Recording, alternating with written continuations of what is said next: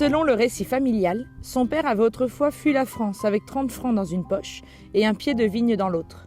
Né à Lons-le-Saunier sur les coteaux du Jura, il tenait un vignoble de 6 hectares quand la maladie du phylloxéra apparut, sécha ses ceps et le poussa à la faillite.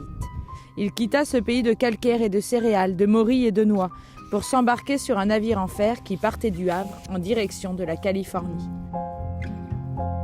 Héritage, c'est le roman d'une famille, c'est l'histoire des aïeuls de Miguel Bonnefoy, de l'auteur, qui sont partis de France vers les États-Unis et se sont finalement arrêtés par hasard au Chili et y sont restés. Cette famille nous apprend d'abord un amour de la France pour des personnes qui souvent n'ont même pas connu la France et ils ne vont pas hésiter à s'engager pour elle. Et puis surtout, elle nous donne un élément de folie, de vivre sa vie telle qu'on le veut, d'être heureux avec peut-être peu, mais en vivant véritablement de sa passion. La petite fille a une passion, c'est celle de l'aviation.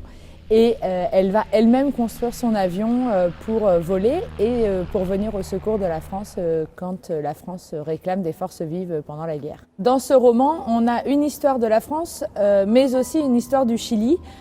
Ces Français émigrés tiennent fortement à la France, pays que parfois ils ne connaissent même pas, où ils ne sont jamais allés, et pourtant ils y tiennent vraiment très très fort. Et à côté de ça, ils vivent au Chili, donc ils sont aussi très impliqués dans l'histoire du pays, avec l'arrivée de Pinochet et de tout ce que ça va entraîner d'assez sombre. Et on voit cette famille qui a cette double nationalité fortement ancrée dans ses veines. J'adore Miguel Bonnefoy, j'adore son écriture.